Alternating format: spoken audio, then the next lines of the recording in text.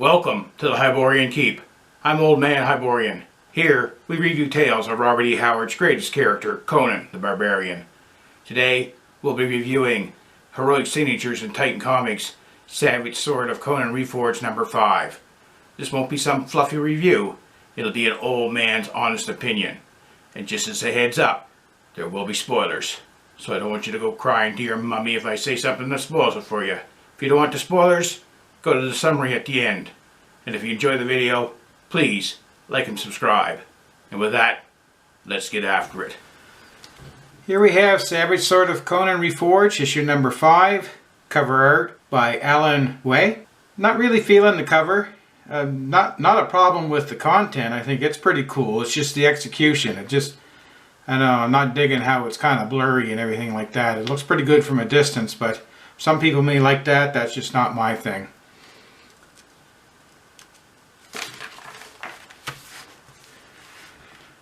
Inside cover we have some of the Conan novels that's on the market. We have a pinup by Mike Zeck. Yeah, coloring really didn't do that any justice whatsoever. It was just borderline black and white, but by colorizing it really made it look too cartoony for my liking. So we have the credits for Heroic Signatures in Titan Comics. People of the Black Circle. We got the old school Hyborian Age map. Story by Roy Thomas. It was adapted by Robert E. Howard's People of the Black Circle. And the artwork was done by John Buscema and Alfredo Alcala. Yeah, not minding the art being colorized at all for this. Looks pretty cool. So you start off with the King of Vendea dying on his bed. He has his sister there beside him, who's Diva Yasmina, and he's all in agony. And they can't figure out really why. And they don't think it's poison. And there's an agent of Turan who's hired a sorcerer, and he actually acquired a piece of the king's hair and put a curse on the king. So the king, he's kind of aware of this, so he's calling to his sister, letting him know that he's slipping away and that it was sorcery that's killing him, and begs her to kill him before he's completely taken over, which she does. Then it jumps forward to one of the king's governors, and he's dealing with these outlaw tribes. He has captured 7 men, and he's still trying to get the chief. The chief ends up to be Conan, and the princess pays a visit. So she's trying to track down these black seers of Yimsha. And the governor, like, he's all scared of them because of their reputation, and she wants to know if this leader of these bandit tribesmen, would he fear them? And the governor thinks that, you know, Conan probably doesn't fear anything. So the princess leaves, and then all of a sudden Conan, he makes an entrance into the governor's room because the governor wanted to meet with him to try to basically capture him. But Conan sneaks in on him. And the governor's trying to maybe pose some kind of a deal for his men. And just at that time the princess comes in, and once Conan recognizes that she's actually the princess, he grabs her and takes off.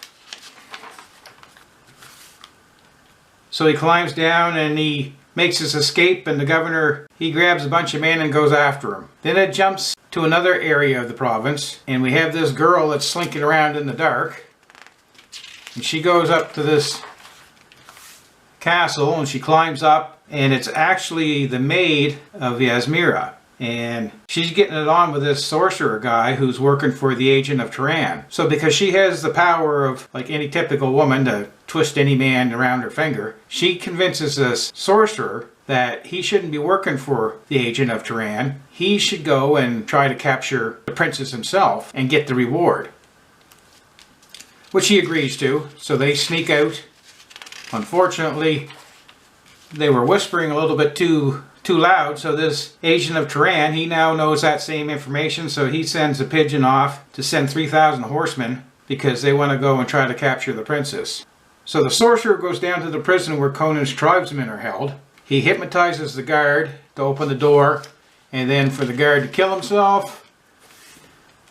Then he kills another guard. He's pretty handy with his hands there. One touch can kill a person. So he gets in where Conan's men are and does some kind of sorcery thing there and kills all of them.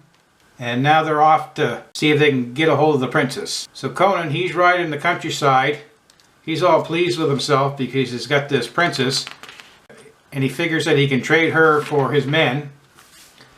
Then out of the blue, this spear stabs his horse, and this tribesman attacks him. Conan ends up killing him, and then the leader of that tribe, he shows up, but him and Conan are kind of friends, so it was kind of a misunderstanding that Conan accidentally killed one of his men. So Conan's basically saying that he's got this prisoner and he's trying to get off with her, and there's these men follow him. So the other chief, he offers some help. Goes back to their encampment. Conan, he's there, he's flirting with some of the tribeswomen, and he gives the princess some food, and he's trying to convince her that, you know, to write a letter, get his men free, and she's not having any of it. So the chief, he comes in and says there's somebody outside that, you know, has some information, be interested to Conan. Apparently the governor and his men that were following, they found the dead tribesmen, and then they went and burned a bunch of local villages. So they're kind of blaming Conan. But the chief, he kind of sticks up for him, and he tells the guy to go up into the mountains and keep a lookout. So while his buddy, he's up there in the mountains, he stumbles across this sorcerer, and he hypnotizes him and gives him this little black bead to take down to the chief.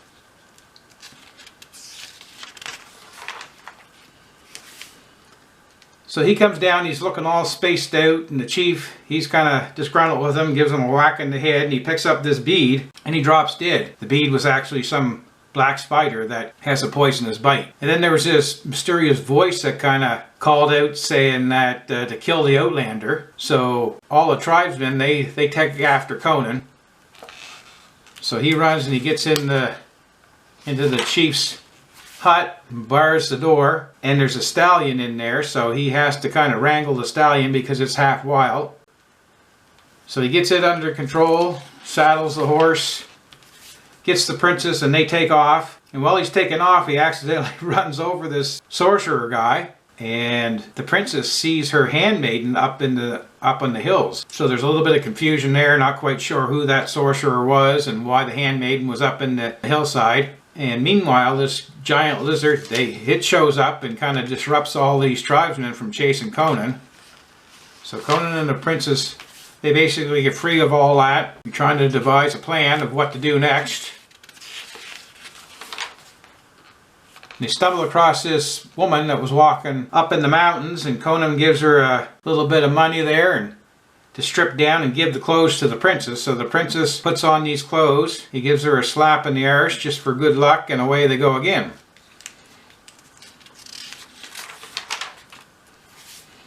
So they approach this mountain, and this is where these black seers are. This is where the princess really wants to go, and Conan doesn't want to have anything to do with it. And all of a sudden this cloud comes out of the top of the mountain and swirling around like some kind of a tornado. So Conan's cutting out of there, he doesn't want to have anything to do with that.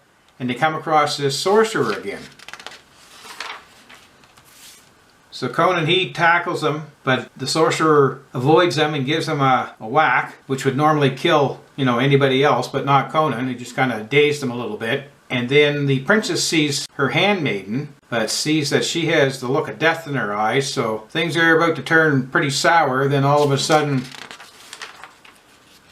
this red tornado, it shows up with these four seers, and they're not liking the sorcerer too much, so they have some kind of a battle going on there, and the four seers, they kind of entrance the handmaiden and convinces her to jump off the cliff. This enrages the sorcerer, and he's going to tackle the seers, but they break off the cliff and he takes a tumble down as well. So Conan at this point, he's just saying he's got to get the hell out of there.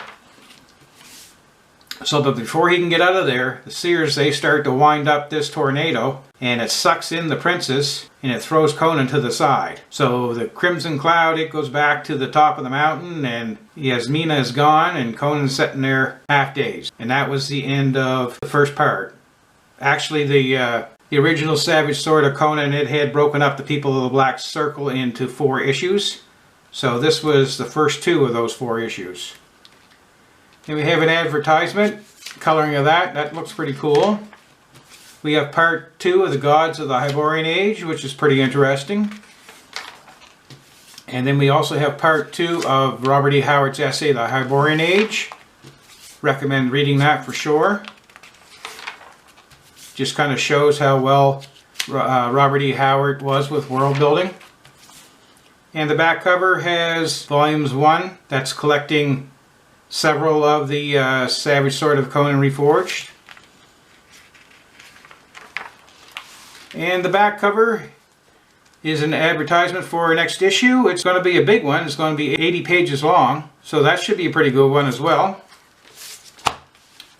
So overall, you know, I'm a black and white fan, and I would sooner have the black and white, but I'm still kind of digging this colored stuff. They're doing a pretty good job with it, and I like that they're bringing some of these old Robert E. Howard stories, you know, back to the forefront there, so some of these new readers can enjoy them as well. So overall, pleased with it. Well, there you have it. Another excellent effort from Heroic Signatures and Titan Comics for Savage Sword of Conan Reforged number 5. The cover by Alan Quah. Didn't overly care for it. A little bit too blurry. It's kind of the way I see the world when I don't have my glasses on. I think if it was a bit more focused, it would have been an excellent cover. The interior artwork, can't go wrong with John Buscema and Alfredo Alcala. And even colorized isn't too bad. I do prefer the black and white, but they're doing a pretty decent job with this colored edition. In the story, Roy Thomas, adapting Robert E. Howard's People of the Black Circle. Very good.